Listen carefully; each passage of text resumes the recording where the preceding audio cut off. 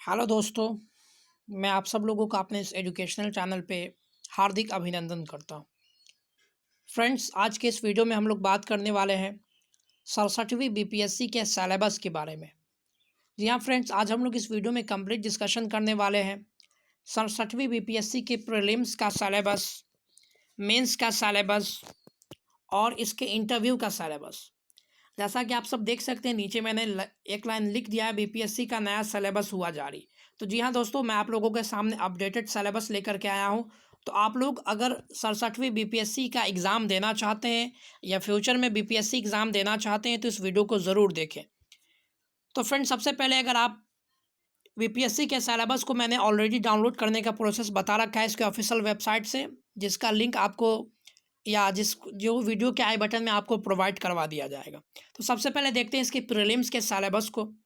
तो मैंने आप लोगों को जो बताया है ये अपडेटेड सिलेबस है और इसके मैंने वेबसाइट से ही आप लोगों का स्क्रीनशॉट के माध्यम से आप लोगों को बता रहा हूँ, ताकि बातें आप लोगों को ज़्यादा अच्छी तरीके से समझ में आए। तो देखते हैं फ्रेंड, जैसा कि इसके प्रीवियस वीडियो में मैंने आप लोगों को बता दिया था कि बीपीएससी में प्रीलिम्स एग्जामिनेशन में पेपर 1 होता है, यानी इसमें एक पेपर होते हैं। और ये क्या होता है, सिंपली आपका जो है ये क्वालिफाइंग नेचर का होता है, यानी अगर कोई अभ्यर्थी इस पेपर में को सिर्फ पास कर लेता है, यानी कट ऑफ से ज़्यादा नंबर वो ले आता है, तो वो बच्चा मेंस में अप्लाई करने के लिए अप्लीकेबल होगा, यानी वो बच्चा मेंस के लिए अप्लाई कर सकता है, यानी मेंस की परीक्षा में वो बैठ सकता है। तो सबसे पहले इसके सिलेबस की अगर बात करें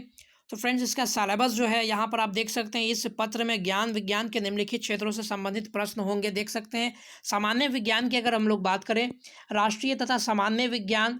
यानी सिंपल भाषा में अगर कहना चाहें तो वे सारे विज्ञान के टर्म आपको याद रखने हैं जो आपके राष्ट्र से यानी आपके देश से, और सामान्य यानी जनरल नॉलेज की जो क्षेत्र है, जिसमें आपका फिजिक्स, जिसमें आपका केमिस्ट्री, जिसमें आपका बायोलॉजी, ये तीनों सम्मिलित रूप से आता है। और इसका लेवल क्या होता है, इसका लेवल बहुत ज़्यादा हाई लेवल का नहीं होता है, यानी आपको इसमें किसी एक विषय में आपको विशेषता की आवश्यकता नहीं है, बस सिंपल आप 10th-12th लेवल के क्वेश्चंस इसमें मुख्यतः पूछे जाते हैं। अक्सर क्वेश्चंस का जो लेवल होता है वो 10th लेवल का ही होता है। उसके बाद अगर हम लोग बात करें कि अंतर्राष्ट्रीय महत्व की समसामयिक घटनाएं, यहाँ पर आप देख सकते हैं जो हमारे पूरे वर्ल्ड में या हमारे पूरे देश में जो समसामयिक यानी करंट अफेयर्स की घटनाएं हो रही हैं, जो कि एक इम्पैक्ट रखता है, यानी नॉर्मल घटनाएं होती हैं उसको आप लोगों को फॉलो नहीं करना है, वैसे सभी घटनाओं को फॉलो करना है जो कि हमारे राष्ट्र पर या पूरे विश्व पर एक इम्पैक्ट ला सकता है, वैसे घटना को आप लोगों को सिंपली फॉलो करना है। उसके बाद नीचे आप देख सकते हैं भारत का इतिहास तथा बिहार की इतिहास की प्रमुख विशेषताएं,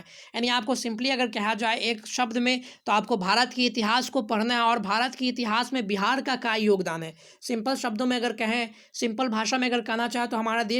देश की आज़ादी में बिहार का क्या रोल हो सकता है, या हमारे देश की आज़ादी से पहले ब्रिटिश काल में बिहार का क्या रोल था उस समय, या ब्रिटिशर्स ने बिहार में मुख्य रूप से किस किस प्रकार के घटनाओं को अंजाम दिया है, इन सब को आपको अच्छे से पढ़ने की आवश्यकता है इस पेपर के लिए। उसके बाद अगर सामान्य भूगोल की बात करें तो यहाँ पर देख सकते हैं बिहार के प्रमुख भौगोलिक प्रभाव तथा यहाँ की महत्वपूर्ण नदियाँ ने, यानी बिहार के स्पेसिफिक ज्योग्राफी के बारे में आपको पढ़ना है, और बिहार में जो जो महत्वपूर्ण यानी इंपॉर्टेंट रिवर्स यहाँ पर मौजूद हैं उसके बारे में, उसके प्रवाह स्वरूप, यानी ये कहाँ से निकलता है, कहाँ जा कर के ये ख़त्म हो जाता है, यानी किस नदी में जा कर के ये मिल जाता है, और इसके नदी में मुख्य रूप से क्या क्या चीज़ें पाई जा सकती हैं, उन चीज़ों के बारे में आपको क्या करना है, डीपली अच्छे से इसको स्टडी करके जाना है। उसके बाद अगला अगर हम लोग बात करें तो भारत की राज व्यवस्था और आर्थिक व्यवस्था, यानी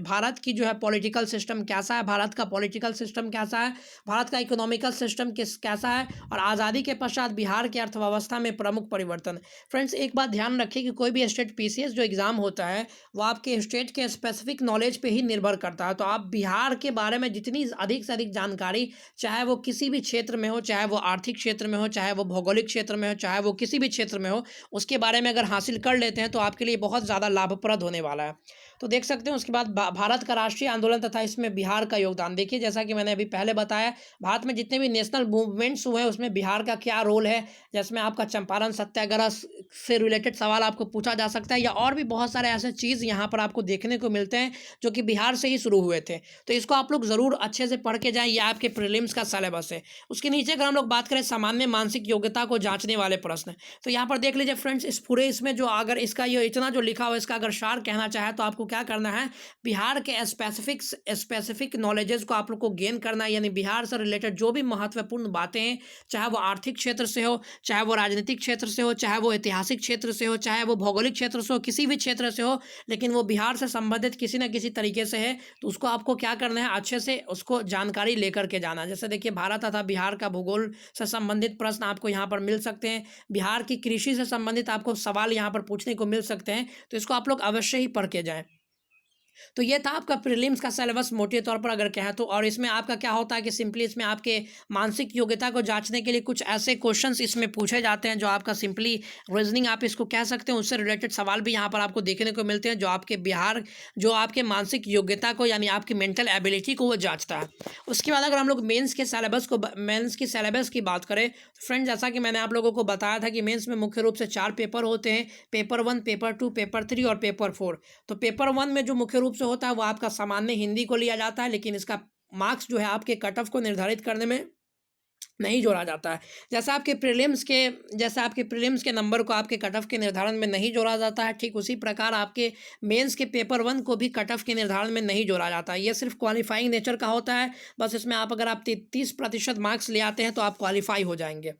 तो यहाँ पर देख सकते हैं, हिंदी में आपको जनरली पढ़ना है। निबंध से रिलेटेड 30 क्वेश्चन आते हैं, यानी 30 नंबर के क्वेश्चन आते हैं। व्याकरण से संबंधित 30 नंबर के। उसके बाद वाक्य विन्यास से 25 नंबर के, और उसके बाद जो है सो संक्षेपण से 15 नंबर के सवाल आते हैं। तो इसको आप लोग क्या कर सकते हैं कि अपने भाव, और इसमें देखिए हिंदी में अपने भाव को स्पष्ट एवं शुद्ध रूप से व्यक्त करने की क्षमता और सहज बोध शक्ति की जाँच समझी जाएगी। यानी सिंपल भाषा में अगर कहना चाहे तो आपके अंदर हिंदी व्याकरण में या हिंदी में आप अपने बातों को किस प्रकार से स्पष्ट रूप से रख पा रहे हैं या नहीं रख पा रहे हैं, इसको सिर्फ जांच के लिए ही इसको क्या किया जाएगा, इसमें शामिल किया गया। उसके बाद अगर हम लोग पेपर 2 की बात करें जो कि मेंस एग्जाम से संबंधित है, तो यहाँ देख सकते हैं भारत का आधुनिक इतिहास और भारतीय संस्कृति, यानी भारत का जो मॉडर्न हिस्ट्री है और भारत का जो कल्चर है उससे रिलेटेड सवाल आपको पढ़ना है। यानी मॉडर्न हिस्ट्री को इसमें ज़्यादा फोकस किया गया है, जहाँ पर आप देख सकते हैं, ये मैं आपके अपडेटेड सिलेबस को बता रहा हूँ। उसके बाद देख सकते हैं राष्ट्रीय तथा अंतर्राष्ट्रीय महत्व का वर्तमान घटना चक्र, यानी पेपर 1 में आपको क्या होगा कि देश में जो भी नेशनल और इंटरनेशनली जो भी घटना हो रहा है, यानी जो भी यहाँ पर करंट अफेयर्स की चीज़ें वहाँ पर देखने को मिल रही हैं, उससे रिलेटेड सवाल आपको मेंस के एग्जाम में भी पूछने को मिल सकता है। उसके बाद क्या है आपका सांख्यिकी विश्लेषण, आरेखन और चित्रण, यानी आपका कोई भी सांख्यिकी, फॉर एग्जांपल अगर आप मान लीजिए कि जो है भारत में जनगणना हुआ, तो जनगणना से रिलेटेड सवाल आपके एग्जाम में पूछा जा सकता है, या कोई भी ऐसी संस्था जिसने अपनी रिपोर्ट जारी की है तो उससे रिलेटेड सवाल भी आपके पेपर 1 में मुख्य रूप से पूछा जा सकता है। उसके बाद पेपर 2 की बात करें तो पेपर 2 में मुख्य रूप से भारतीय राज्य व्यवस्था में भारत के पॉलिटिकल सिस्टम से संबंधित सवाल आपको मुख्य रूप से देखने को मिलते हैं। भारतीय अर्थव्यवस्था और भारत का भूगोल से आपको सवाल देखने को मिलते हैं। उसके बाद भारत के विकास में विज्ञान और प्रौद्योगिकी की भूमिका और प्रभाव, यानी भारत में जो भी आपका साइंस के क्षेत्र में जो भी डेवलपमेंट हो रहे हैं, टेक्नोलॉजी के क्षेत्र में जो भी नए नए डेवलपमेंट हो रहे हैं, उसके बारे में आपको विशेष जानकारी लेकर के जानी है। साथ ही साथ इस जो डेवलपमेंट से हमारे देश में इस पर क्या प्रभाव पड़ने वाला है, हमारे बिहार में इस पर क्या प्रभाव पड़ने वाला है, उसको आप लोगों को पढ़ के जाना है। उसके नीचे आप देख सकते हैं बहुत सारी बातें दी गई, जिसमें आपको देखिए 1857 का विद्रोह, बिरसा का आंदोलन, चंपारण सत्याग्रह तथा 1942 का भारत छोड़ो आंदोलन से पूछे जाएंगे। यानी सिंपली कहा जाए तो जितने भी आपके नेशनल मूवमेंट से, जितने भी आपके भारतीय स्वतंत्रता संग्राम के लिए जो आंदोलन हुए 1857 से लेकर के 1947 यानी आज़ादी प्राप्ति तक,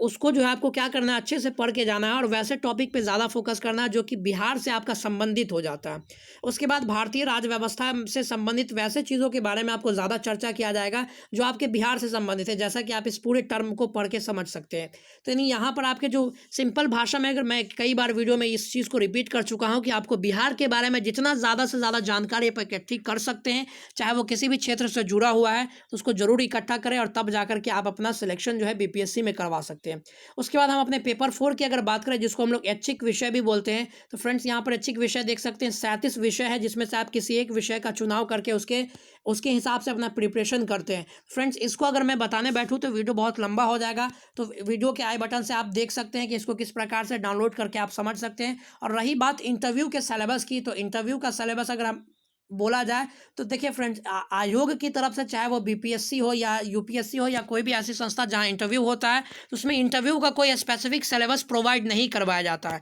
जो चीज़ें आप प्रीलिम्स और मेंस में पढ़ चुके हैं उससे संबंधित सवाल पूछे जा सकते हैं, और आपके पर्सनैलिटी को जज करने के लिए कुछ क्रिटिकल सवाल आपसे पूछे जा सकते हैं, जो आपके देख सकते हैं कि आप किसी भी समय में किसी एक समय में आप जो है सो किस प्रकार से डिसीजन लेते हैं, यानी डिसीजन मेकिंग आपको देखा जा सकता है। कंडीशनल सवाल आपसे पूछा जा सकता है, मान लीजिए 2 कंडीशंस आपको दिए जा सकते हैं, उससे रिलेटेड सवाल पूछा जा सकता है, और फैक्चुअल सवाल तो पूछे ही जाते हैं। तो फ्रेंड्स, उम्मीद करते हैं कि आप लोगों को ये बिहार बोर्ड का अपडेटेड सिलेबस अच्छे तरीके से समझ में आ गया होगा। अगर आप लोग सही मायने में बीपीएससी की तैयारी करना चाहते हैं तो आप इस सिलेबस को अच्छे से ज़रूर समझें, और अपने उन दोस्तों को भी रिकमेंड करें जो कि बीपीएससी की तैयारी करना चाहते हैं। और अगर आप इस चैनल पर एक नए व्यूअर हैं तो हमारे चैनल को ज़रूर, इस चैनल से ज़रूर जुड़ जाए, ताकि कोई भी बीपीएससी या यूपीएससी से संबंधित कोई भी जानकारी इस पर दी जाए तो आप लोगों को सबसे पहले पहुंचे। तो फ्रेंड्स, मिलते हैं अगले वीडियो में, तब तक के लिए धन्यवाद। Take care of yourself, God bless you all.